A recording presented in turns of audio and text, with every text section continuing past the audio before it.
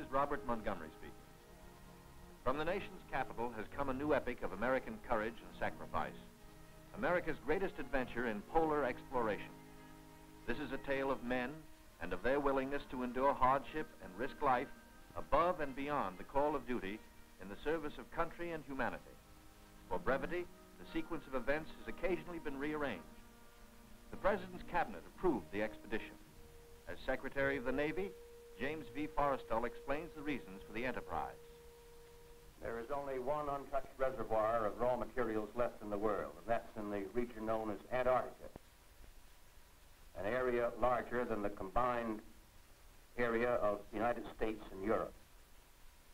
The American government is sending a naval expedition to that region. The purpose is to train our Navy in polar operations so that it may better perform its function of preserving the peace upon the 7 seas of the world. Beyond that, the American government is seeking to do its share in the discovery and the release to the world of the unknown treasures of Antarctica in the interests of all mankind.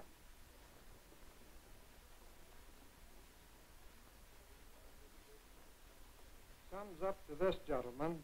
The Secretary has approved our plans, confirming you, Admiral Byrd, as the officer in charge of the expedition, and you, Admiral Cruzen, as the task force commander. And we get everything we need. That makes Operation High Jump the greatest polar expedition in history. Admiral, time is going to be our greatest handicap. By the time we get through this very difficult ice pack, the summer will have ended and the fall will have set in. Never before has anyone attempted to take a fleet of thin-skinned steel ships through 300 miles or more of crushing ice pack. I have great faith in your skill, courage, and determination. And now, gentlemen. Admiral Nimitz reviews the operations plan. The expedition will comprise 3 groups: a central land plane group to explore the interior from Little America, and 2 seaplane groups, the eastern to map that half of the continental shoreline, and the western to map the opposite coast of Antarctica. After the original orders have been issued, 3 months of planning are needed to organize the giant venture. This is Robert Taylor speaking. At the world's greatest naval base, Norfolk, Virginia, ships of the Central and Eastern groups are loading. The flagship, Mount Olympus, equipped with powerful radio and radar, will serve as the leader's voice of command. Admirals Byrd and Cruzen come aboard to check staff preparations, food, fuel, and clothing for 4,000. Byrd greets out the expedition. Not a few vessels, but a fleet. Officers and men, not hundreds, but thousands, and pilots by the score. The Chief of Staff, Captain Quackenbush, calls up the fleet's youngest recruits to meet the admirals, who name them Running Jump and High Jump. The pups are unimpressed by rank. Running Jump, New Hampshire, where sailors are learning the art of navigating dog sleds. Everything happens to sailors. But soon they come to understand and to love the Huskies. They watch their dogs carefully to see that they have enough to drink and enough to eat, and always at the right time. The dog watch bluejackets practice the patient care that will keep the dogs in prime form.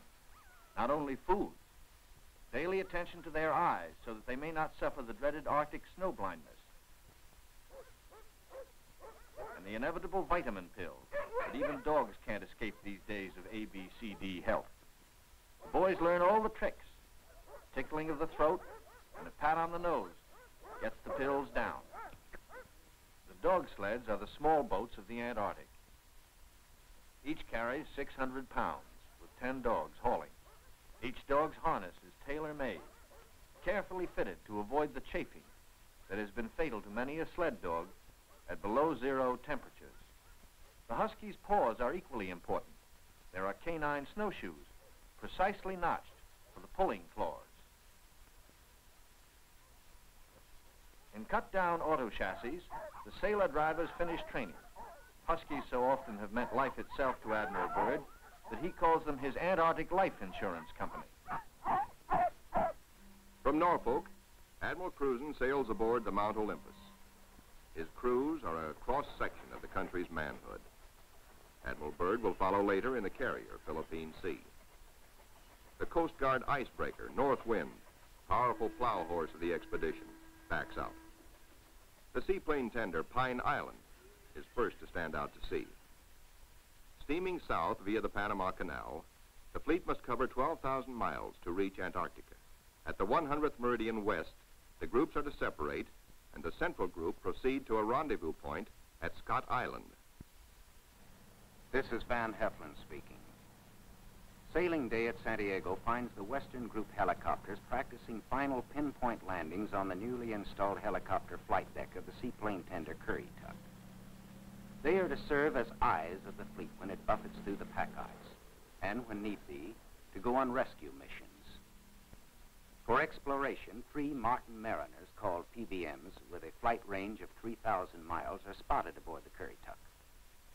Ships of the Western Group will proceed 10,000 miles south to the Balleny Islands, 860 miles to the west of Little America.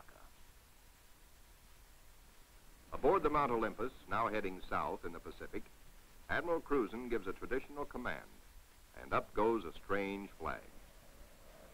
The Jolly Roger, signifying the crossing of the equator and authorizing the ancient shenanigans of the sea, whereby all land lovers are painfully presented at King Neptune's court.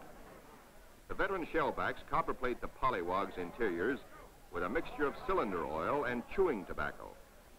Next, the polywogs must kiss the bosun's belly, the only kiss they'll have for many a long month.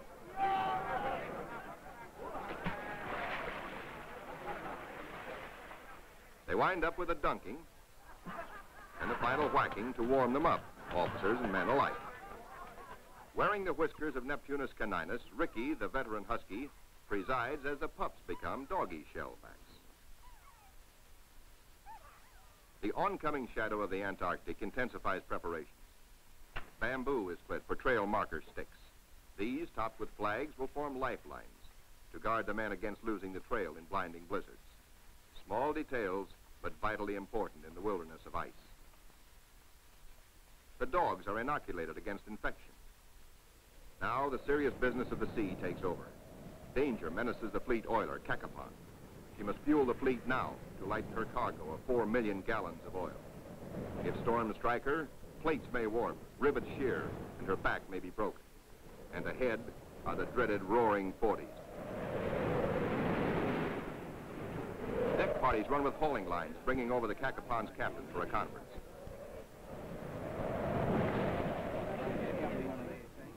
The ships are still on course, forging ahead, but the Cacapon's salty skipper smells storm coming. Few ships travel this lonely ocean, so there are no weather reports. We've got to finish this job fast, he roars, or we'll be caught in a stiff blow. And blow she does.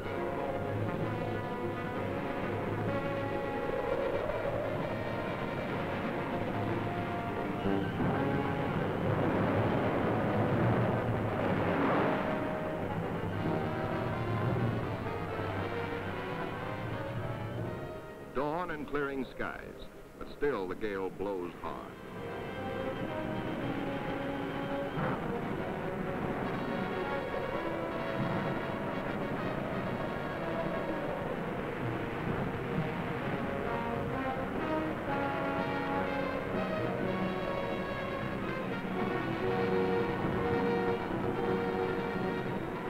Aboard the seaplane tenders, rolling decks imperil the big seaplanes.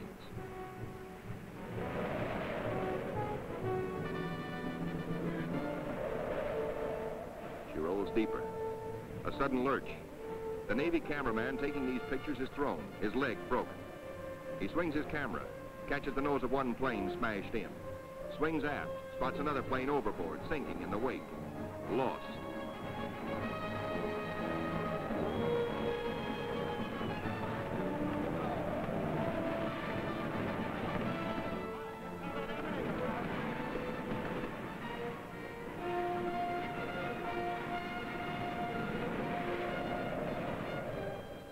There's no loss of life, but below in sick bay, the surgeons are busy with the injured. Today, with Navy's modern science, an injured seaman is soon up and about. We go back now to Norfolk and sailing day for Admiral Byrd. 6 DC-3s, called R4Ds by the Navy, make the longest taxi run in Navy Yard history, each with crewmen riding the tips of their 98-foot wings. Poles and buildings have been removed to clear their way to the 30,000-ton carrier, Philippine Sea.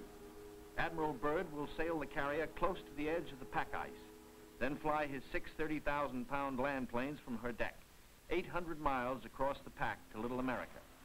A daring and dangerous plan, but precedent was made in 1942 by Jimmy Doolittle in his much smaller B-25s, Tokyo bound from the carrier Hornet.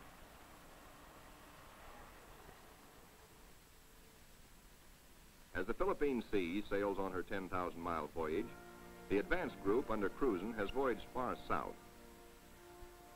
They sight their first icebergs just above the Antarctic Circle. Careful bearings are taken, for the hulls of these ships are no thicker than was the steel skin of the Titanic. The treacherous ice is the enemy now as then, but danger is the sailor's business. His delight is in preserving home traditions, the Christmas tree and Christmas dinner.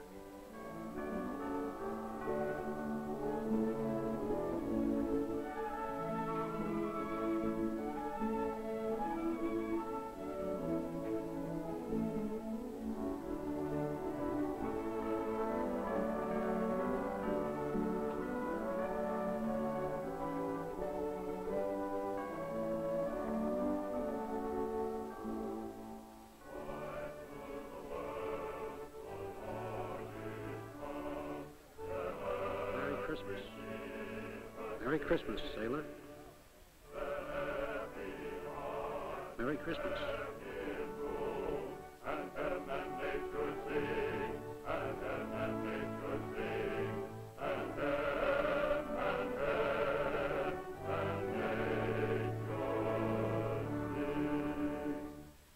All the while, engines throb, taking the central group deeper into icebound seas.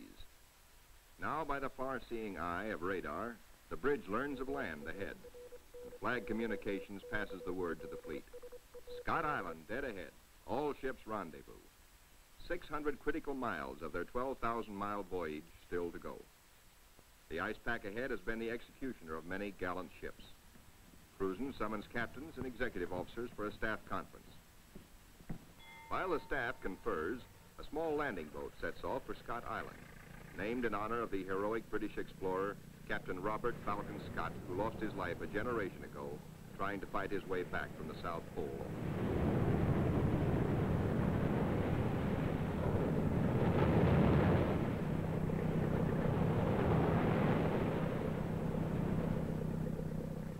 In such surging seas, landing is impossible. The boat heads back for Mount Olympus with serious news. Cruzen must abandon his plan for a weather station here on this rugged submarine mountain. Time presses hard. With his operation officers, Cruzen transfers his flag from Mount Olympus to the Coast Guard icebreaker, North Wind, for she must take the lead, cut the channels. Admiral Cruzen's battle now begins. Through 600 miles of peril, the Admiral must bring his ships to the open Ross Sea, and thus to the Bay of Whales and Little America. Cruzen signals, "Follow me," and sets a careful course past icebergs. "Dar she blows," sings the lookout. "Dar she breaches," close aboard. These huge whales measure up to 80 feet long, and each yields oil worth more than $2,000. The radar watch informs the bridge they have picked up a big ship, a Norwegian whaler, with her killer craft in close company. The Norsemen report the heaviest ice pack in 40 years. This year, they tell the Americans they're staying to the north of the ice. The Norwegian captain urges, "Exercise extreme caution." The American fleet proceeds. Here is the most treacherous navigation in all the 7 seas, with every floe, every berg a potential killer of ships. 7/8 of a berg lies underwater. Its jutting ice foot can slice into a ship like a can opener into a can. Ahead, the sky shows white streaks, the telltale ice blink, the warning reflection in the sky of the great pack. The ships meet their first tabular, the tabletop berg found only in the Antarctic. These tabulars are huge chips from the great ice barrier. They measure as long as 40 miles and are counted not in acres, but in square miles. The ships must follow a twisting, turning sea alley, cleared by the icebreaker. The submarine, Senate, brings up the rear. New-formed ice, known from its shape as lily pad ice, offers no trouble. It is the bergy bits and the bergs themselves that form the hazard for the submarine.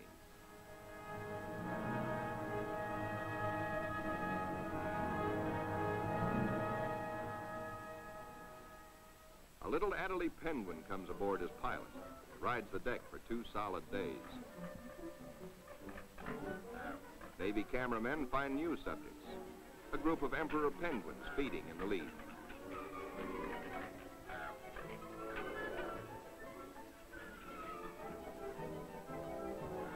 Lookouts spot a flock of snow petrels, those hardiest of birds.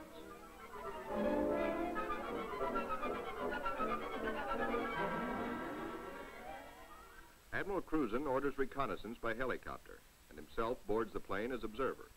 For the first time, the helicopter serves as the eyes of the fleet to scout out a way through the ice.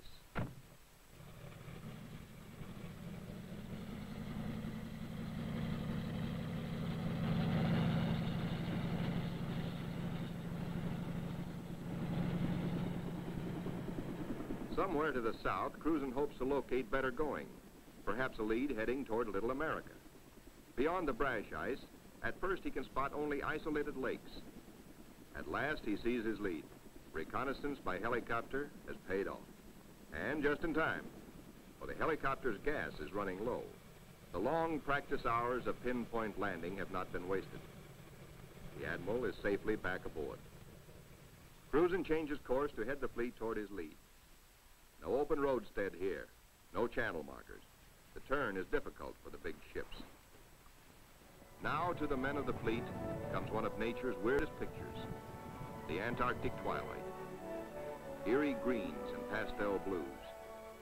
Men who look grow silent, but long remember.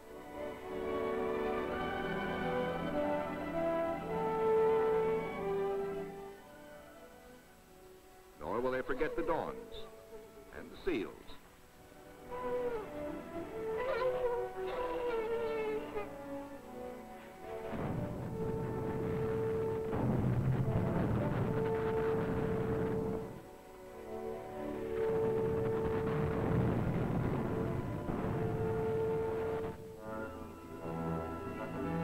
The voyage through the pack was to have taken 3 or 4 days, but a week has passed, and the task force has made only 100 of the 600 miles across the pack. An emergency radio to the north wind summons instant help. The submarine, Senate, is caught. The jaws of 2 ponderous pressure flows have closed in, locking her in a white vice. The submarine is in acute danger of being sunk.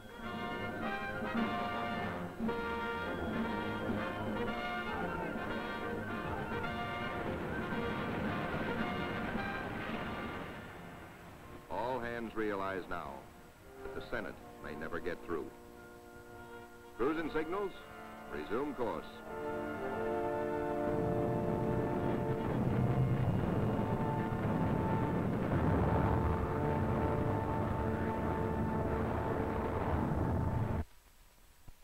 Meanwhile, the eastern group has steamed to Peter the First Island, 1,250 miles northeast of the main base to be established at Little America. The eastern group's seaplane tender, Pine Island, sends a helicopter to scout the rugged coast. Hope is fulfilled when she relocates Scott's 37-year-old camp. This was the base for the ill-fated Britain's expeditions at the turn of the century. While the helicopter waits, the Americans look over the hut, finding only an abandoned sled. But back at the Pine Island, the helicopter meets trouble. Her rotors, heavy with ice, fail. She crashes only a few feet from the safety of the landing deck. Within seconds, the Pine Island's crash boat reaches the sinking helicopter. The rescue crewmen, drilled for just such an emergency, yank Captain Dufek and his pilot safely aboard. Back at the central group, danger increases for the submarine. Crushing ice is now riding up over her decks. She is solidly frozen in.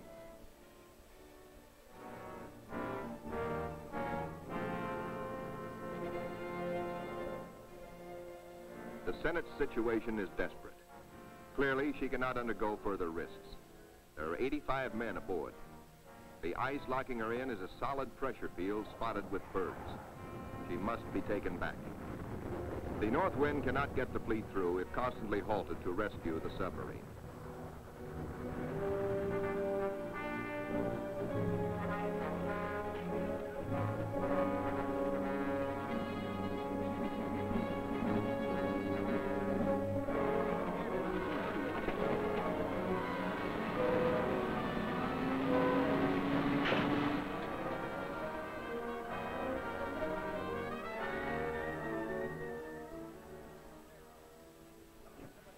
The Coast Guard icebreaker, North Wind, with Admiral Cruzen in operational command, leaves the ships to await her return from the 400-mile round trip, towing the battered submarine, the Senate, north to the safety of the open sea. 1,200 miles to the west, 10 men set out from the western wing of the expedition on a hunt. For one of the seaplane tender Currituck's missions is to bring back specimens for the Federal Fish and Wildlife Commission. The marine marksmen storm the ice floes. These seals are armed with tiger-like jaws, easily capable of mangling a man's arm or leg. The men risk the slashing jaws of the master bull himself. He's no calf, he fights to kill. Once secured, he finds out for the first time in his life what it's like to be petted. That's not so bad. They total up their catch for the scientists back in Washington. 6 leopards and 1 rare Ross seal. The first Antarctic seal ever to fly through the air with the greatest of ease in a cargo net. 3 days later, disaster presses close to the ships of the Central Group, helpless without the icebreaker. Their 2,000 men are marooned in a frozen sea. Below the water lines, damage control crews labor in icy water to shore up the inward bulging plates. The lives of all hands are at stake.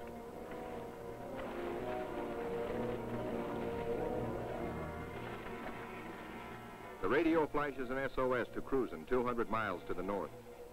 Quickly, he orders the submarine to go on by herself to Scott Island and there operate as a weather reporting station. And now begins a race against time well worthy of high place in the traditions of the United States Coast Guard.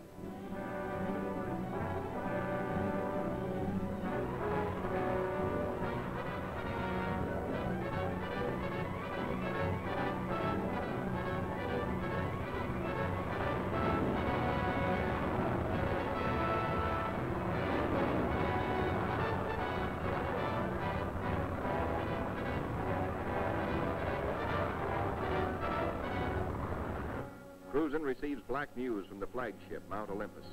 Already 5 frames forward stove in, more weakening. Only the north wind can bring salvation to the 2,000 men of the stricken fleet.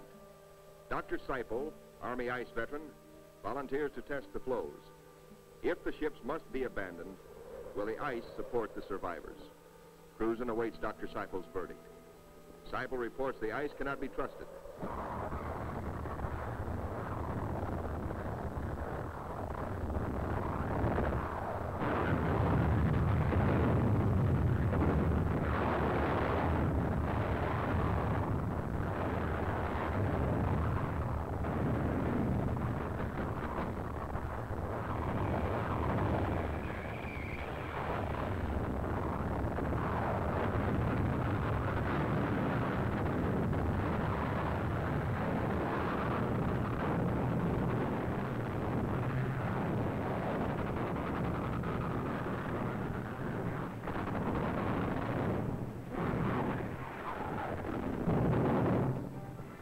With only 2 miles to go, the icebreaker is hemmed in by ice 20 feet above water, 50 feet below, in an area as great as 100 acres. Hopelessly gripped by the ice, the cargo ship Merrick is now in grave peril.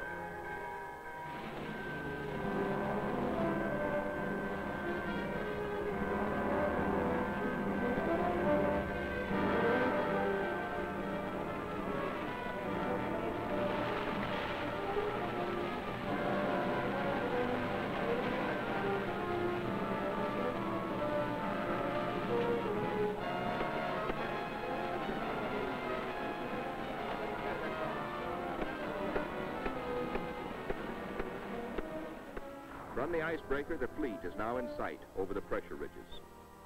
The desperate struggle of the north wind to reach them seems hopeless at times. The icebreaker counts her gain by yards now. Captain Thomas dares passages that normally he would avoid. It's the critical last round, a straight-out slugging match.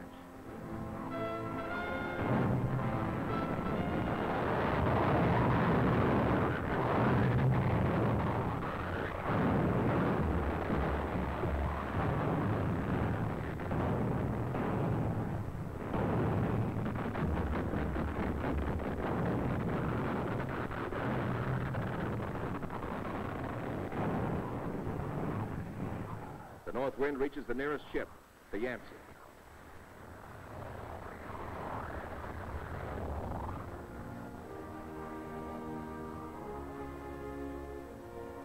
The Coast Guard icebreaker, North Wind, commands the only power operating in the whole frozen fleet. The Yancey and her 500 men are saved. Next, the Merrick, heavy in the water with a hole in her bow below the waterline.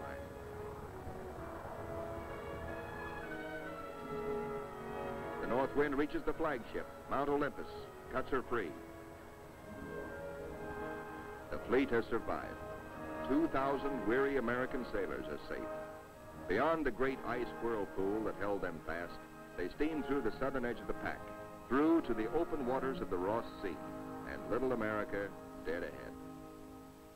Word of the deliverance of Admiral Cruzen's men reaches Admiral Byrd aboard the carrier Philippine Sea as she passes through the Panama Canal, Pacific bound. Officers watch sharply. The glove-tight fit of the 750-foot hull requires that the ship be kept exactly ruler-edge true to the sides of the lock. The Philippine Sea navigates the canal in a day. As she heads south in the Pacific, Admiral Byrd devotes all his time to the flight ahead, perilous but of vital importance to naval aviation. Never before have such huge planes attempted carrier-deck takeoffs. Never before have wheels and skis been combined in one landing gear. The wheels for deck takeoffs and the skis for landings on ice.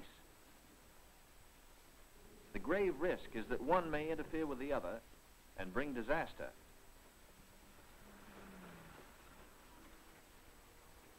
Byrd makes the decision. The wheels will have only a 3-inch clearance between skis and deck. Upon this will depend the lives of 40 men, and he will lead the way. Triumph at last for Admiral Cruzen. The entrance to the Bay of Whales, the famous 400-mile Ross Barrier. The Admiral can now relax. He, an American admiral, has brought a modern fleet for the first time into the innermost waters touching the great unknown continent of Antarctica. This is an historic moment. At long last, Admiral Byrd has realized his dream of many years of reaching little America with men and ships of the United States Navy. Reception committee. Hey, gang, hurry up. Get the big penguins in our bay. Big penguins, bigger than emperors. Big black mountains that move. They walk like us, but not quite the right way.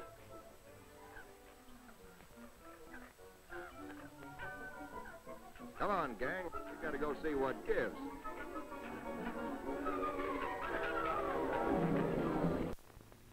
The big penguins and their big black mountains, the ships, are on 24-hour duty with the first job to secure all mooring lines. Big timbers sunk deep in the ice serve as anchors. They're called dead men in sea parlance, perhaps because they're buried. Slip toggles are rigged for quick release in case ice forces an emergency getaway. Unloading, reconnaissance planes first, next hauling equipment. The Marine Corps weasels, heavy-duty caterpillars, and trucks, 40 in all. Here are no port facilities, but the Navy shows its self-sufficiency as it did throughout the war in operating at sea without bases or with improvised bases. Here are no docks or roads, yet all freight aboard 3 heavily laden ships is hauled 2 miles over the ice up to Little America. Dogs next, a barking, tugging boatload of huskies. And the pups, growing fatter and bigger every day. All are happy with the welcome smell of snow in their nostrils. This is home. This is fun. But this is work, too, for time is short. And the dogs must haul their share of the tonnage. Halt. Trouble ahead. Pressure ridges block the way inland to Little America. Even the largest caterpillars are stalled. The call goes out for dynamite crews, Navy's trained demolition teams, seasoned on enemy beaches. They must blast the 50-foot ridges, clear the way to meet the expedition timetable. The ridges are deep. The blasting takes hours.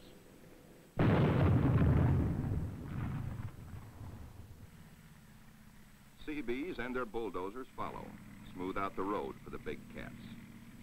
In 2 hours, they bridge crevasses 100 feet deep. And so 10,000 tons of gear, brought down by the cargo ships, start moving up to Little America. Work goes steadily forward. Seabees, with all hands helping, use every one of the 24 hours of daylight in the South Pole summer. Caterpillars with snowshoe oversized treads accomplish in hours the work that in old days hundreds of dogs could do only in weeks. Airstrips, smoothed out with drags, take high priority. Byrd has flashed word from the Philippine Sea, now standing by off the pack ice, that he's ready to fly his R-4Ds in. It's up to the work parties to make up the time lost in the pack ice. Up to these men to work while gusty winds drive flesh-cutting gravel-like snow across the open, or to dig deep for storehouse foundations. Food dumps grow steadily. Here is the favorite hangout of the veteran Husky, Ricky, born at Little America 12 years before, and still hungry. Each hour brings other buildings to completion. Knockdown Wanigans grow magically, and the Air Headquarters Quonset is ready. Snow blocks are dug out for windbreaker walls. These blocks are the adobe of Little America. Good idea, squawks the sidewalk superintendent of the base. Good idea. These big penguins do right well to bear in mind that when she blows down here, she's liable to blow your eyelashes off. The little Adderley shows no fear. What? Smoke? Silly idea. The ships are all but emptied. The Caterpillars and Go Devils live up to their wartime good name.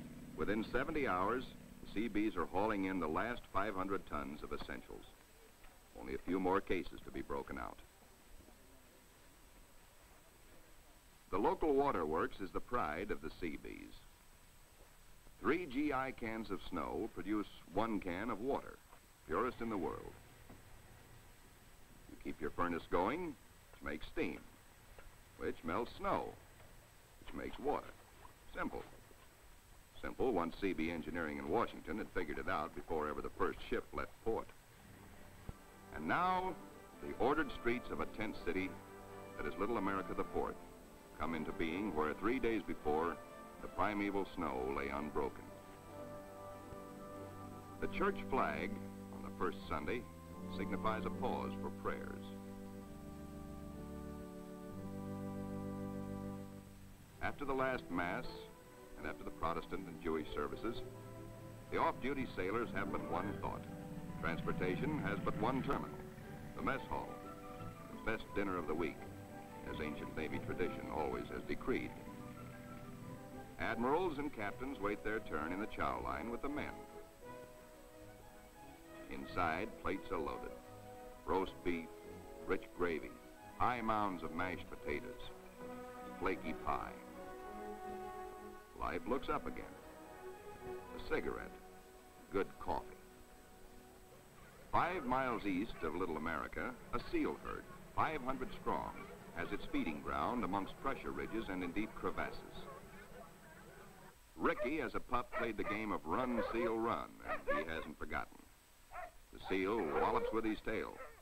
Ricky's 12-year-old teeth are not so good on the slippery, wet hide of the 600-pound Waddell. Mr. Seal decides he's had enough. He scuttles down his escape hatch to the water below. Chow time. The only seals killed are for dog meat, especially good because it ensures against scurvy.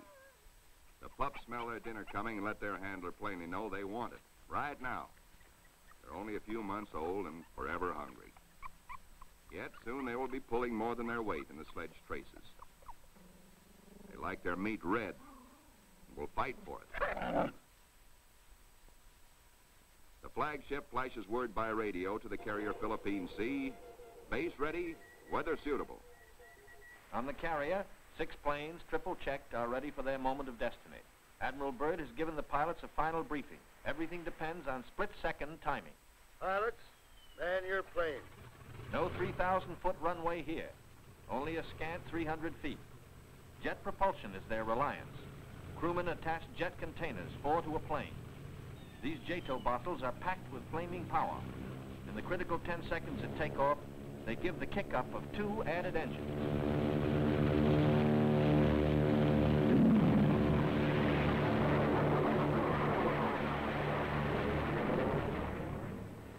Byrd is airborne in exactly 100 feet.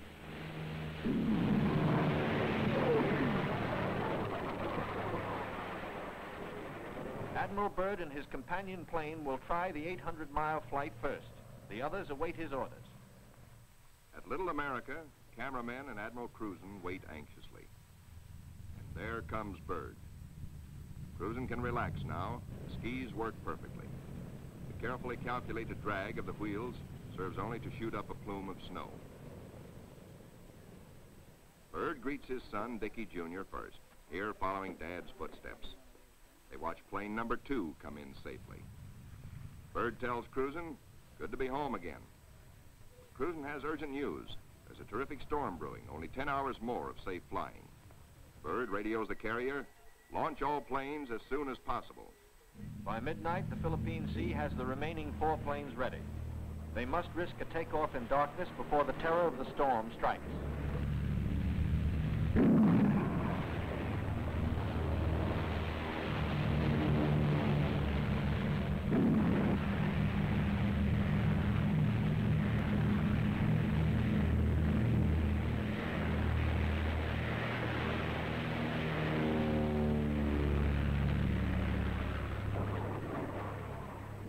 Daylight finds the planes over the pack ice.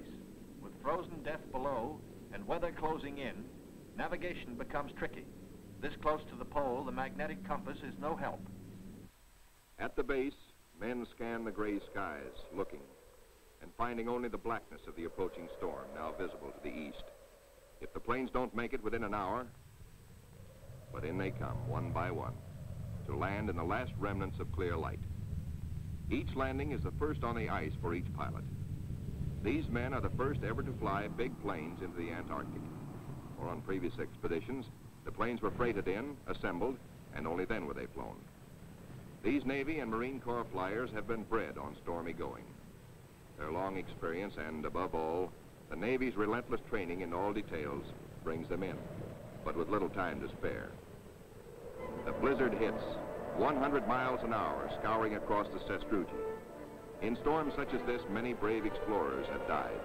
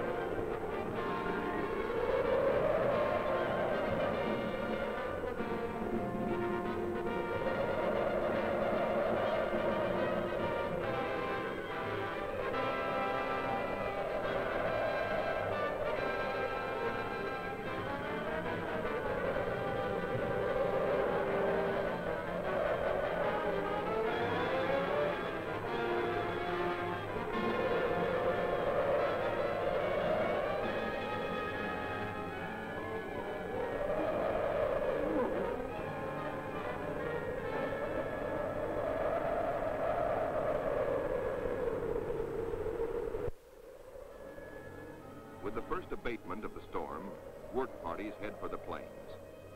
The blizzard is 40 hours old. The wind has become bearable. The expedition flight schedules are days behind. They must get the heaters going, clean out the frost. The Antarctic offers no quick machine service as on standard Navy airfields. Fuel for the heaters must be hand-dragged, hand-pumped, hand-fed, with the temperature far below freezing.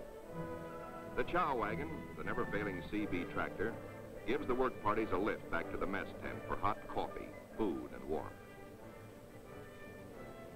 Only the Navy, Marine Corps, Coast Guard, and Army cameramen who made this official record know the price they paid for these blizzard films.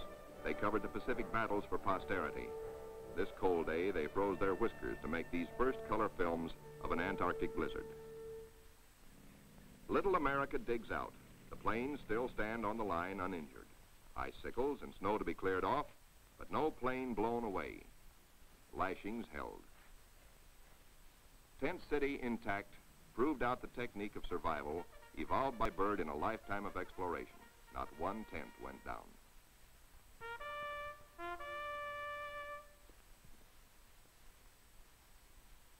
No matter how great the pressure of work, the flag must be raised with a ceremony which is its due.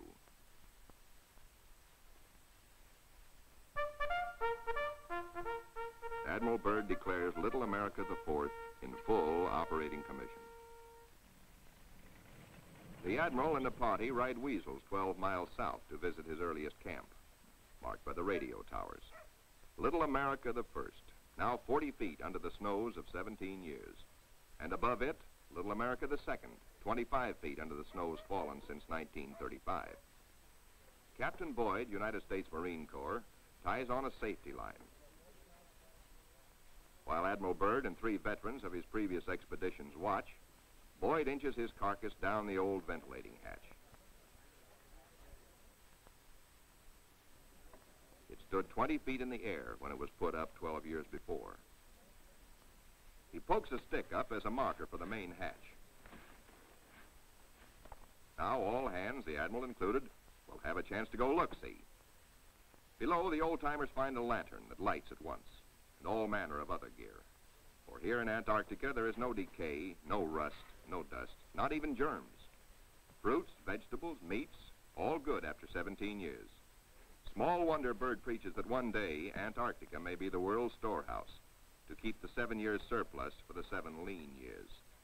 Byrd, bringing with him the old corn cob he'd forgotten in 1930, comes up last. He meets heavy going, but he makes it the hard way and seems to like it. Aboard the Mount Olympus, the Navy tries out one of the most important experiments assigned the expedition. Can men survive in freezing water? Men from Mars, members of a special underwater demolition team, wear the new cold water rubber survival suit. In contrast to these skylarking youngsters eating ice cream in the ice, men in ordinary clothing are paralyzed in 6 minutes and die very quickly thereafter. Yet these sailors, wearing only underwear beneath their survival suits, stay in half an hour and come up chipper and warm. On the sunny afterdeck of the Mount Olympus, the expedition's prize penguin catch, the big emperors, are living the life of penguin Rileys. They grow 4 feet tall, weigh up to 80 pounds, and are the only creatures who live throughout the year on Antarctica. Eons ago, they flew. In time, their wings evolved into swimming fins. Their deep feathers are the warmest known. Their feet, thick leather-like pads. On these, they lay their single egg and tuck it up within the body feathers for warmth, to hatch it. In captivity, they must have their vitamins. Keeping them alive for the return voyage is quite a problem, for their bloodstreams have no germ resistance. Their necks are ball-bearing. Strangely enough, the smaller captive penguins prefer their fish fillets. They won't eat live fish out of a pail. The rockhopper penguins are the clowns of the Antarctic, 20 inches high, cocky yellow eyebrows, sassy, and forever hungry. As the men find out, they'll eat their weight in fish every 3 days. The gathering of scientific data ranks high in expedition plans. Admiral Byrd says goodbye and good luck to an over-ice expedition which is to probe deep into the Rockefeller Mountains 300 miles southeast. 2 LVTs hauling supply sledges strike out into the white darkness, their mileage checked by bicycle wheel counters astern. In the mountain rocks, they will seek minerals and ancient petrified vegetation. Hourly, they will record important aerological data. But exploration by plane has priority 1. 1.5 million square miles are to be explored and mapped, and the oncoming winter soon will end flying weather. The wheels come off, for both takeoffs and landings on the ice must be made by skis alone, delicately balanced to feather in the wind, yet strong to stand the shattering shock of landings.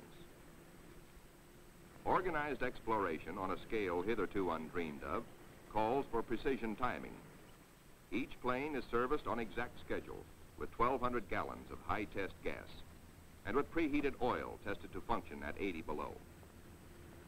A pressure tank, especially designed for operations in deep cold, pumps the oil into the planes. Daily flights begin. Each plane has a definite sector to explore, a definite timetable, a definite radio report schedule. While the weather holds, flights operate around the clock. For emergencies, the LVTs cache provisions and fuel at the limit of their range. To aviators forced down, to rescue planes sent out to bring them in, these cairns may offer the one hope and may mean ultimate survival. 1,200 miles to the east, the Eastern Group vessels and planes are exploring the mysterious Phantom Coast. Aboard the destroyer Bronson, the commander of the Eastern Group, Captain George Dufek, makes an exploration voyage. He sails close in to Mount Erebus, 14,000 feet above the sea. It is the only known active volcano near the South Pole. Captain Dufek, his mission accomplished, returns to rendezvous with the seaplane tender Pine Island. Personnel transfers to the destroyer must be made by breeches buoy because of rough seas. This officer would probably prefer a boat. The deep roll and the destroyer's outward flaring bow force the handling crew to wait for the exact moment to haul inboard, lest the man be dashed against the ship's side and killed. It is Captain Dufek's turn next. The line is set higher. The seas run stronger.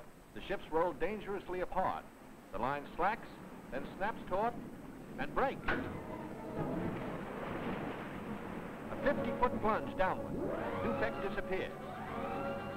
Away, lifeboat! Men jump to stations. Lower away. Hurry, hurry. 8 minutes in this icy water means death. Speed is the only hope. The boat sheers clear. Heads out fast to the rescue. Captain Dufek reappears. He has managed to inflate his life jacket.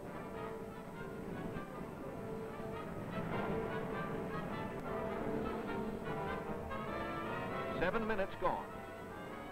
Dufek grabs the lifeline. The seaman clutches him. By a margin of seconds, he is saved. 1,500 miles west of Little America, the Currituck and her western group are off the Shackleton ice shelf, circling the Sunset Coast.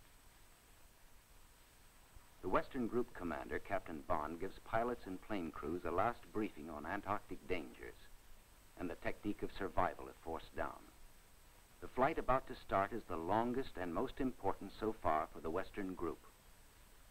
Before takeoff, survival gear is checked. Gear to keep 9 men alive for 100 days. Food, drugs, sleds, sleeping bags. On the water, the great PBM makes her takeoff run. Her jet assist bottles blast. She lifts quickly into the air and circles the Currituck once. Jet assist bottles, their work done, are dropped and make a salvo splash.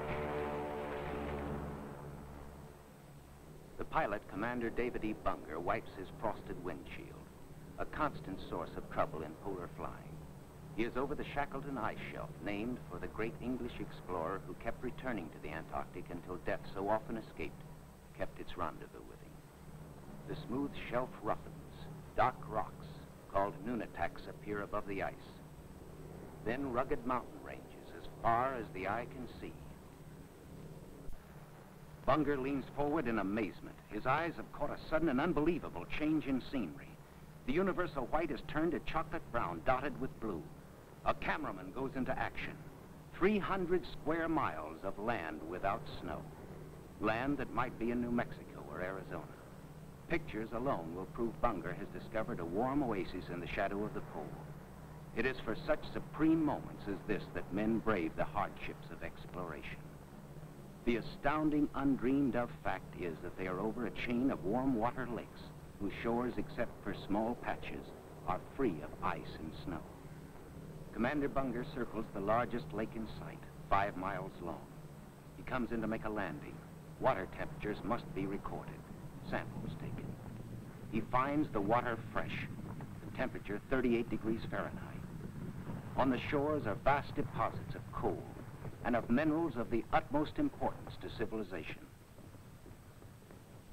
Aside from their headline discovery, Bunger and his men have another good reason for hustling home to the Currituck. A long-awaited ceremony is in progress. The whole fleet awaits news of the all-Western Beard Derby. The Currituck skipper, Captain Clark, is judge. His salute of the day is right corner mustache, twist.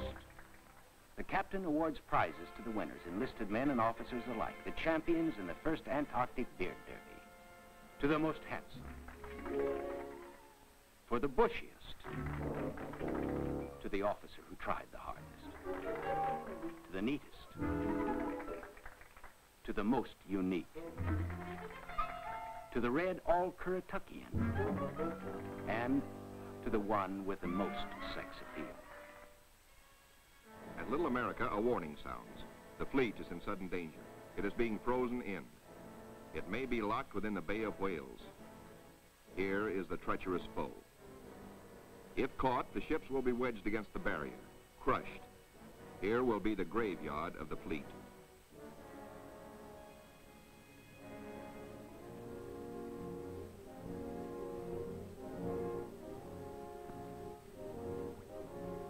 The Coast Guard icebreaker Northwind goes into action, ramming, backing, ramming again to break up the crushing flows. Landing craft work frantically to loosen the ice around the ships so propellers may turn without shearing off. One by one, the ships are cleared, get underway. Byrd remains behind with 197 volunteers in grave problems. His most important exploration flights will now lack the powerful directional radio of the Mount Olympus. To get his men out, he must hope the icebreaker can crash her way back in time. Otherwise, he and his men will be frozen in for the 9 sunless months of the dark, treacherous Antarctic winter. Marooned, Admiral Byrd and his staff plan the big flight to the South Pole and far beyond. This is the culmination, the last mass flight. 4 planes spanning out over a continent of unknown territory larger than Texas, California, and Arizona combined. Over freezing wastes without people, without life, without vegetation. Nature's most formidable challenge to man. The 4 planes are gassed up, all controls triple checked, motors heated. For they face cold as extreme as 60 below, unrelenting, murderous. Photographic units lead the parade of science to the planes. Each is a flying laboratory. The cameras are the trimetricons and the K-17s that spied out enemy secrets during the war. Now each plane carries 250 pounds of film to record some of nature's last great mysteries. The war's secret radar magnetic detectors are here too, bolted on like bombs. In war, their electronic impulses spotted minefields buried deep under the surface. Now they will read far below the ice, detect and identify minerals, coal, iron, precious ores. Byrd gets the words, "Ready, sir." He boards the leading plane, gives the command, "Take off." Crews hasten to rock the ships and thus free the skis frozen to the ice. Now all the work that has gone before, the planning, the task of preparing ships, of training men, the perilous voyage through the ice, now all of these investments of time and sometimes of suffering are come into focus. Takeoffs were non-stop flights over the desolate, danger-studded wastes of Antarctica. Flights of great distance, the equivalent of, back at home, winging non-stop from the Canadian border to the Gulf of Mexico. Aviation is all important in the Navy's Antarctic exploration, just as aviation is all important in a modern Navy that must be strong under and above the sea, as well as on it. Out over the shelf ice, Byrd leads his 4 planes in the long climb over pressure ridge areas, heading for the polar plateau, 10,000 feet up. Below are no landing fields, only deep crevasses, pressure ridges 100 feet high, instant destruction for a plane forced down. Byrd pioneered the first South Pole flight in 1929. He applies again the practice of constant vigilance, careful calculations that assured his earlier successes. Over this cruel country, Byrd flies today at 3 miles a minute. In earlier explorations, 3 miles in one day was frequently the utmost for Shackleton and Scott for Britain, Amundsen for Norway, and Byrd himself for America. The Beardmore Glacier, 200 miles long, 50 wide, 1,000 feet deep, who knows? Byrd checks position by the sun compass. The glacier signals the South Pole itself. Here, Byrd drops the flags of the United Nations, carefully boxed, a symbol of America's goodwill to all nations. Now, beyond the pole, Byrd focuses his cameras and magnetic detectors on land new to him and to all mankind. In eastern group waters, the seaplane tender Pine Island swings out a plane, listed on the fleet's roster as Mariner George 1. Crew members look out. No shadow of coming disaster troubles their young faces. Captain Caldwell, observer. Lieutenant J.G. Frenchy LeBlanc, pilot in command. Lieutenant J.G. Bill Kearns, co-pilot. Ensign Lopez, navigator. And a crew of 5 take off to map the treacherous Phantom coast.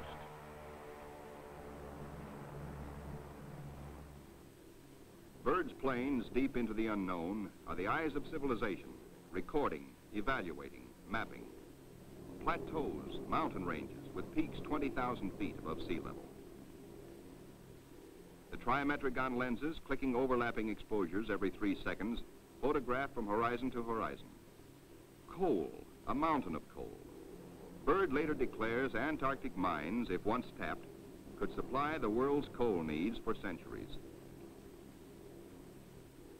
These official motion pictures can give only a cross-section of the miles of photographic records accumulated on this expedition by the Navy.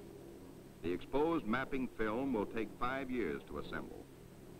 Amplifying these are the radar magnetic detectors, accurately recording mineral discoveries of immense value for the future use of all mankind. England, Norway, South Africa, Australia, New Zealand, South American countries, and Soviet Russia are claiming Antarctic territory. The United States recognizes no claim, and so far has made no formal claims for itself. But international policies cannot concern the Admiral now. His duty is to keep his flying laboratories functioning, to fulfill his dream of a lifetime. The word "gas half gone, sir," comes from the engineer tabulating fuel tank readings. Byrd radios his pilots, return to base. By the 3rd leg of their triangular course, the planes head back for Little America.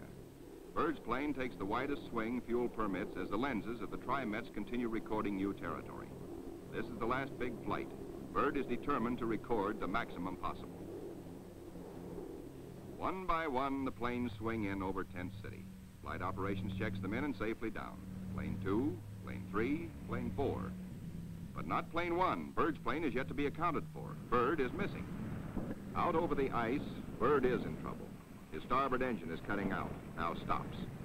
His one remaining engine is losing power. The altimeter needle starts dropping down. The plane is losing altitude. All 4D1 to base, all 4D1 to base. Position Q5, engine out, losing altitude. The base prepares for rescue operations.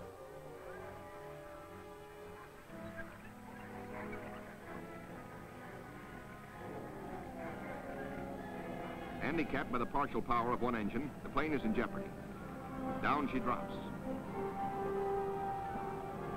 The needle drops from 3,000 feet downward, threatening peaks around her. A further drop might mean a crash. Only one hope: reduce the load, lighten her at once. Maybe that way, maybe if enough weight goes, maybe she will hold. Already the mountains are above. She is deep in the valley, deep in the shadow of disaster. The needle drops downward from 1,700 feet. Jettison all gear.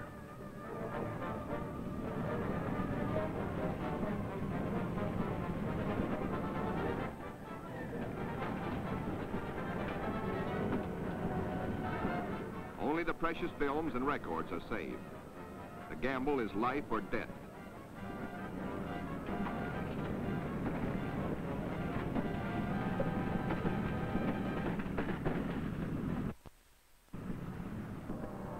The altimeter levels off at around 900 feet. Slowly she starts to climb. She is gaining altitude. The pilot signals 4-0. 3 hours later at the base, the crippled plane comes into sight. Men peer closely, tense, hushed, as they see the starboard prop dead. The one-engine landing is tricky at best. with skis, on ice. Hold your fingers crossed for the pilot.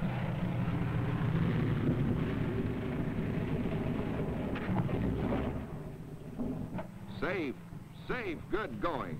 The greatest exploration flight of all history has ended in success. The flight beyond the South Pole. The flight beyond imagination.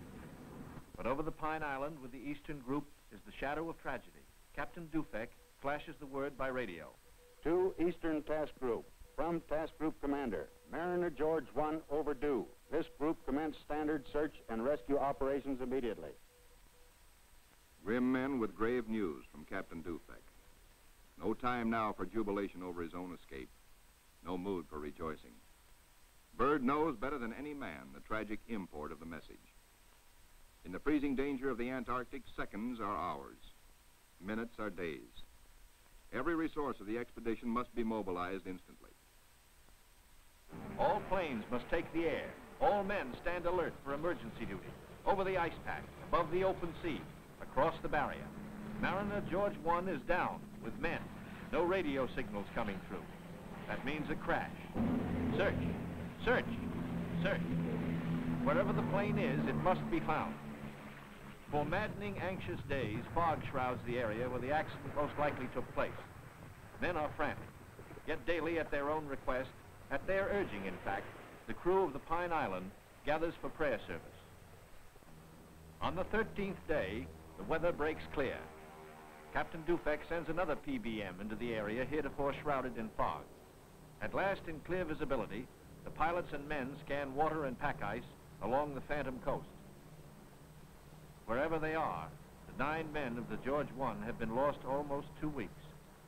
Hope is thin. 5 hours out, Commander Howell, the pilot, spots smoke. A signal fire. Some are alive down there. How badly hurt? How many live? The George 1 smashed. The wreckage scattered, some of it burned. And a message on the wing. Lopez, Henderson, Williams, dead. No seaplane can land on the ice. Can the survivors reach open water? Howell must drop a message. We'll land Barrier's Edge 10 miles north. We'll drop flags to mark trail. If you can walk it, form circle. If not, form line. Howell knows the gravity of the decision Captain Caldwell must reach. But if the men can walk, a day may be saved. A precious day for the engine. Howell flashes the news.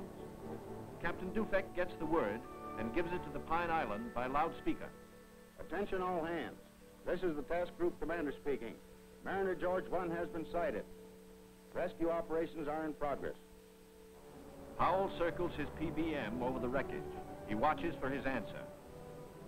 The huddle of men breaks apart. They've reached a decision. It's a circle. They'll try the 10-mile trek to board the PBM at the water's edge. Howell's crew have the relief gear ready now for the men below. Cargo chutes float the heavy packages down. First aid boxes, rations, skis, blankets. For men hungry, cold, hurt, and losing hope, the chutes are as lovely as shining stars. Symbols of life restored, of return to families who've been waiting and praying. Now to mark the trail. The PBM's crew have hundreds of flags, each weighted to land and stay upright. If fog should again close in on this desolate coast, there must be no second disaster, no wandering from the road to rescue. The survivors follow the trail markers. 5 able to walk, 1 on a sled, 10 miles to go. These men are marching out of the shadow of death into the sunshine of life. Aboard the rescue plane, ready to leave the barrier edge, the survivors, 6 thankful men, jerk out their story in bits and flashes. How Henderson, Lopez, and Williams died in the crash and explosion when they smashed up in milk bowl visibility.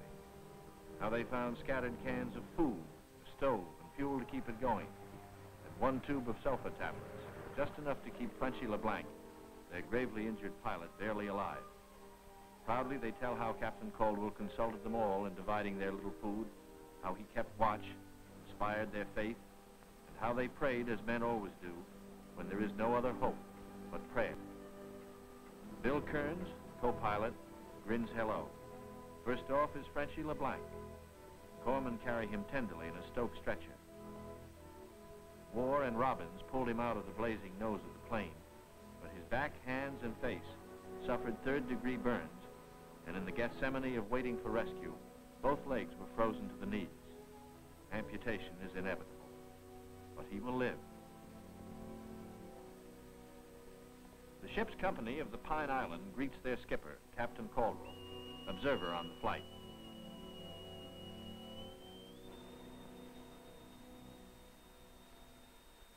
He says no ship ever looked so good to him as his own command, as again he sets foot on her decks.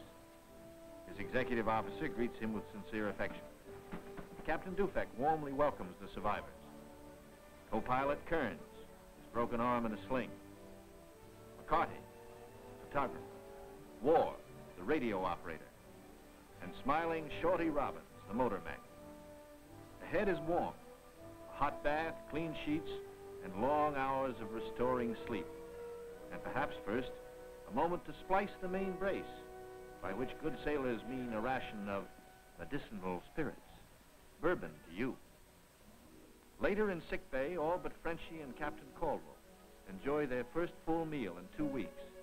Kearns will go to Georgetown University to study for a career in diplomacy. McCarthy, who has a wife and 2 children in Sonoma, sunny California, beams happily. Robbins, who was the wheel horse in those desperate days, figures to keep on flying. He still loves it. And War knows that he will marry his school teacher sweetheart back in Reading, Pennsylvania. News of the rescue finds the icebreaker with Admiral Cruzen fighting her way through thickening ice to pick up Admiral Byrd and his men at Little America. Byrd is radioed for all speed. At the base, the Admiral supervises Operation Secure. All essential records and scientific instruments are to be taken home. The planes must remain. They are stripped down with the hope that another American expedition in a future year may find them of use.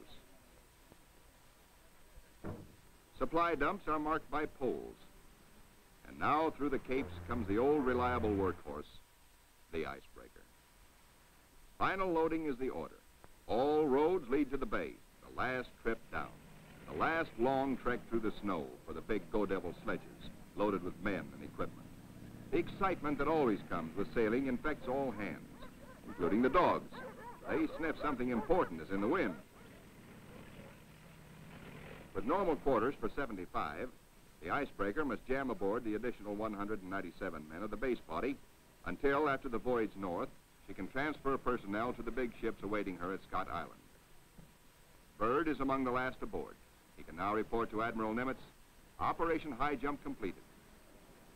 Our men have achieved accomplishments unparalleled in the history of discovery. Our central group has flown far beyond the South Pole, mapped 1/3 million square miles never before seen by man. Our eastern group mapped 3,000 miles of phantom coast and charted 40,000 square miles of coastal ocean areas hitherto unknown. Our western group, flying hundreds of air hours, mapped the 4,000-mile Sunset Coast, made the amazing discovery of warm land in Antarctica. In all, the expedition explored more than 1.5 million square miles. Our scientists, by use of the radar magnetic detector, have pinpointed fabulous treasures and resources of great significance for all mankind. The men who did the job, Navy, Army, Air Corps, Marine Corps, Coast Guard, and scientists, are going tired men. The rear guard of Admiral Byrd's intrepid 4,000, veterans of the Antarctic, trained to combat the sub-zero enemy of the polar continent. They're going home to their mothers, sweethearts, wives, children.